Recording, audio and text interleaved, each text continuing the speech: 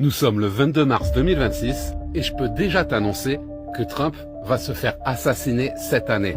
La guerre en Iran, c'est une diversion qui a commencé pile poil comme de par hasard au moment où Elon Musk a lancé le 10 millième satellite V2, rendant la prison Starlink-Neuralink fonctionnelle. Est-ce que tu penses que c'est une coïncidence ou qu'ils suivent le calendrier du nouvel ordre mondial?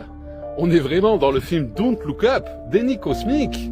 On pointe tous les projecteurs dans le désert iranien pour pas que tu puisses voir ce qui se passe actuellement dans le ciel. C'est le lancement de la version V3 dès le mois d'avril. Ce ne sont plus des satellites, ce sont des serveurs orbitaux, autonomes et gérés par une IA indépendante de la Terre. Une intelligence non humaine qui n'a même plus besoin de câbles au sol pour nous dicter notre pensée. La prison est prête, mais pour qu'on accepte d'y entrer, ils vont devoir nous choquer. Et c'est là que Trump intervient. Il incarne les trompettes de la mort.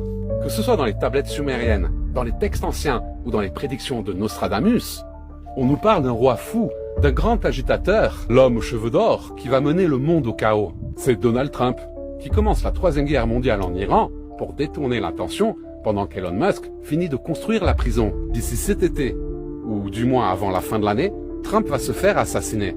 Ce sera la version officielle qu'on nous demandera d'avaler. Mais en réalité, il prendra sa retraite et ira rejoindre Epstein sur sa nouvelle île. Dans les textes anciens, on parle que la mort de ce tyran va plonger le monde dans un chaos profond. Pour calmer les choses, Elon Musk, l'antéchrist, sera présenté comme un héros. Les deux premiers antéchrists, Napoléon et Hitler, ont initié et instauré la Matrix grâce à la force physique de leur armée. Mais le troisième antéchrist, Mabius, Elon Musk, est le plus vicieux. Car il se fera passer pour un sauveur capable de rendre la vue aux aveugles et tout le monde l'accueillera en héros car il aura un plan pour instaurer la paix grâce à Neuralink. Sans la marque de la bête, tu pourras plus t'acheter à manger. C'est pour ça qu'ils font en sorte de supprimer l'argent liquide et qu'ils te font croire que l'avenir, c'est les crypto-monnaies. C'est leur avenir à eux, vu que c'est eux qui ont créé les crypto-monnaies et qui les contrôlent. Ils fusionnent la conscience avec la machine pour pouvoir complètement nous contrôler et nous influencer. Et un accord mondial, comme pour le pass sanitaire, va être mis en place. La boucle sera bouclée. Starlink, c'est une cage de Faraday géant pour nous couper des dimensions supérieures. Mais t'inquiète pas, ce plan a une faille.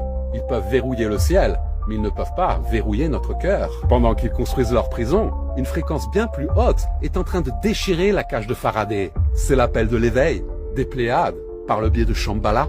Nous ne sommes pas seuls, et nous n'avons jamais été seuls. Ceux qui écoutent leur intuition, ceux qui refusent de fusionner avec la machine, et qui ont choisi de s'aligner aux fréquences vibratoires de la nouvelle Terre, sont déjà inaccessibles. Tu n'es pas coincé ici. Nous sommes en transit vers la nouvelle Terre, car il reste une dernière prophétie, celle que les maîtres de la matrice redoutent tant. Les textes anciens précisent que c'est quand l'ombre sera la plus dense, l'homme de lumière s'élèvera. Il ne vient pas d'un trône ou de la Silicon Valley. L'homme de lumière, né en chacun de nous, c'est le retour de l'Esprit Saint. Quand le faux sauveur offrira le métal, l'homme de lumière offrira le souffle. Il brisera la cage, non pas par la force, mais par la fréquence. Car là où les machines ne voient que des numéros, l'homme de lumière, lui, il voit des âmes. Notre lumière ne vient pas des satellites, mais de la source originelle. Le règne de la machine s'éteindra au premier cri de la conscience éveillée. Alors reste ancré, reste humain et garde la foi.